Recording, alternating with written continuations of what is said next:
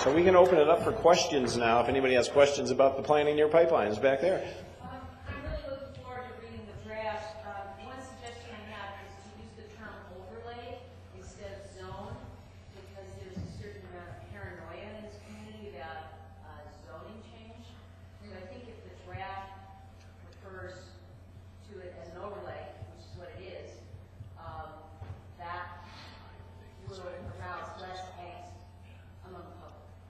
So I don't know how you have the language crafted, but that's just a suggestion. The language was originally crafted as a overlay zone, and that's because we were implementing some of the design recommendations of the Piper report. Really, when you have an overlay zone, you're applying additional requirements than the underlying zone. This doesn't really do that now, and so this is more similar to our geological fault study area, where it's not an overlay zone and it's not a zone in itself. It's just a study area on the fault.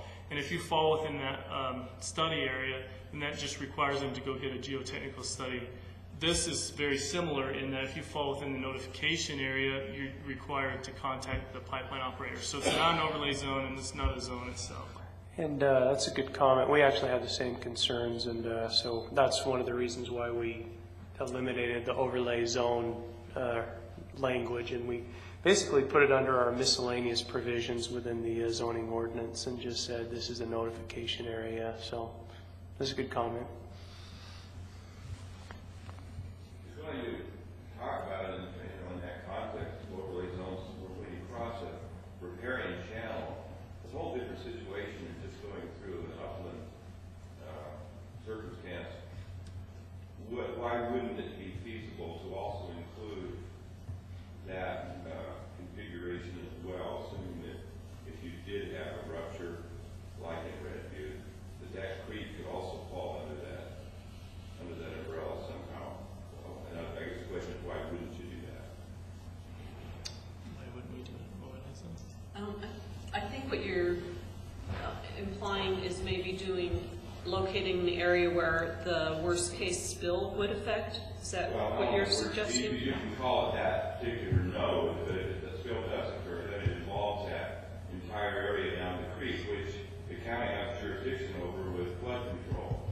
And it would seem to me to make a lot of sense. Right now, the situation with Miller Park is that after the 84 flooding, the county came in with their jurisdiction and all their money, kind of a windfall thing like we're talking about right now, and they reconfigured that channel because they had a perfect right to do that.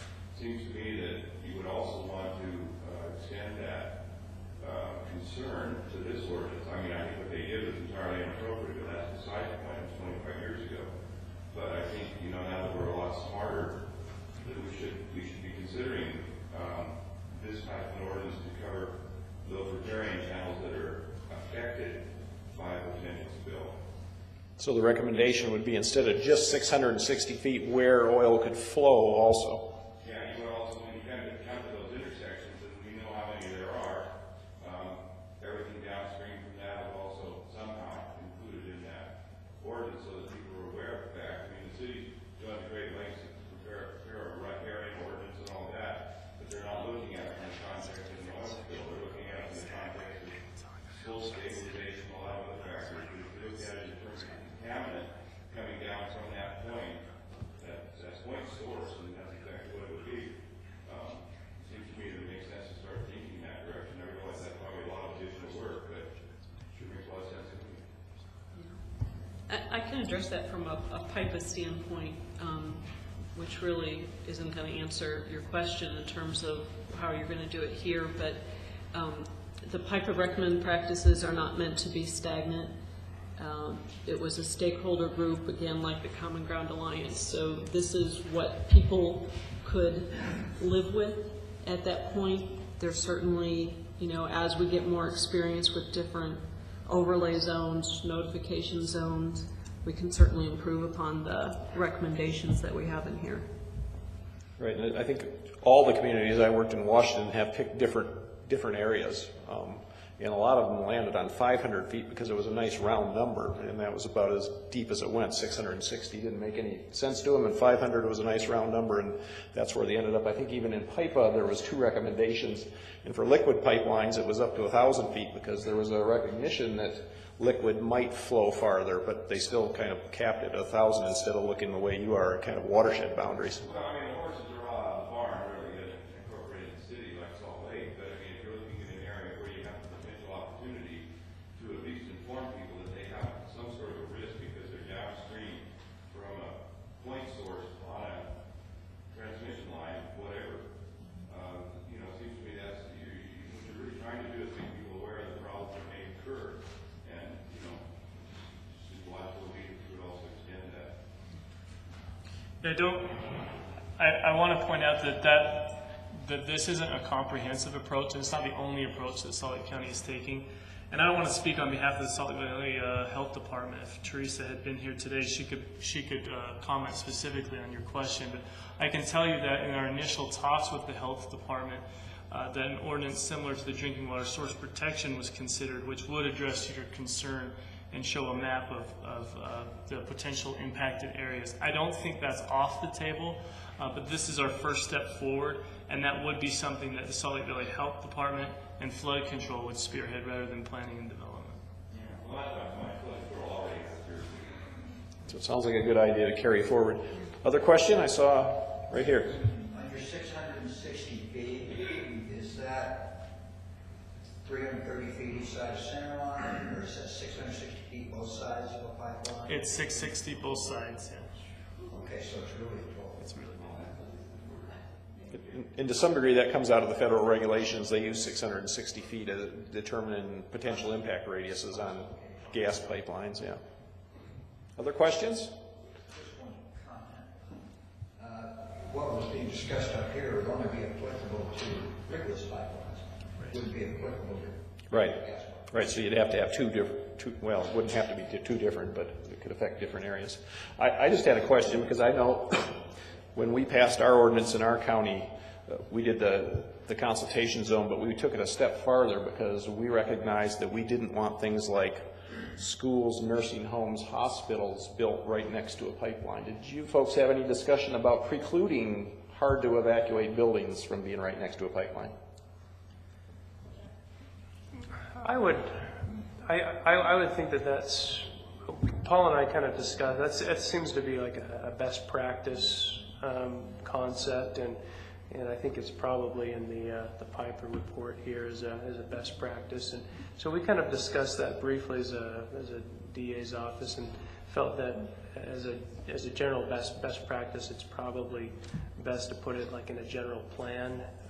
And so we've had some discussions about including these best practices in the general plan that we can consider when looking at development permits. So it might come in the future, or at least be something to make communities aware of in the future. I think I saw another hand in the back, yes? No, I'm concurring with what, is it Webster? Jim was saying with regard to the expansion. I mean, as we saw the creek flow down through through the creek, and then moving into pipeline underneath roads, then out again into a creek area, and then back down into pipeline. So these pipelines, are still, they're miles from the source.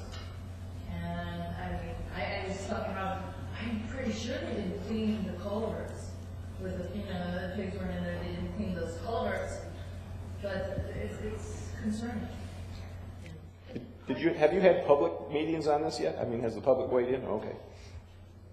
I was just saying because one of the counties up where we live started going down this road, and the public outcry was very anti doing anything at this at all. And when you talk about spreading it so it goes down all the way to the creeks, the people came out of the woodwork because the last thing they wanted to do was have an overlay zone saying that they lived in a hazard area because they were worried about their property values.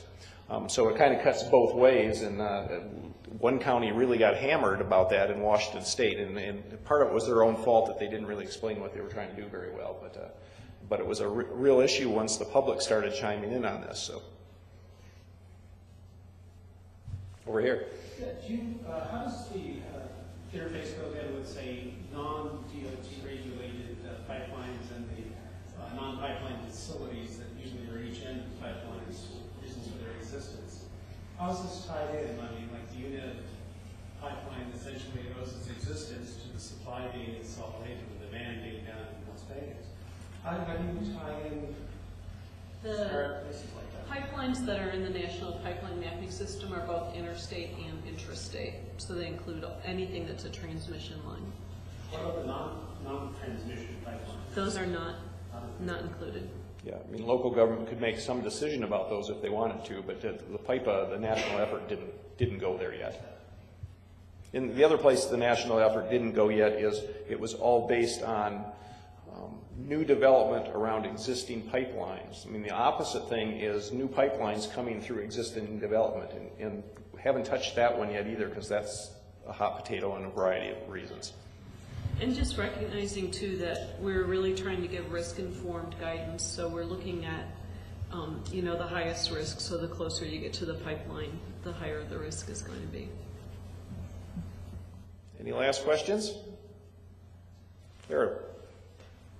Just to that last comment, I don't think that's accurate for all types of pipelines, as you pointed out. The risk is really not how close you are to the pipeline, but where the contaminants can go. And as we've seen, it seems like there should be more address to how to keep contaminants, I'm not talking about natural gas, but contaminants out of a riparian area to begin with.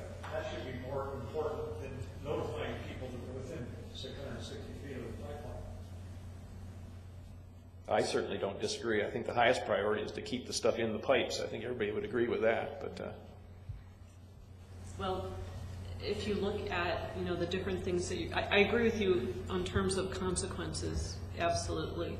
But when you start then looking at access to the pipeline and how development close to the pipeline is going to interfere with emergency access or ability to operate and maintain and excavation damage, then you start thinking of that as a higher risk area because of the development that's closer by. But definitely I agree with you in terms of consequences, it doesn't address that. last question?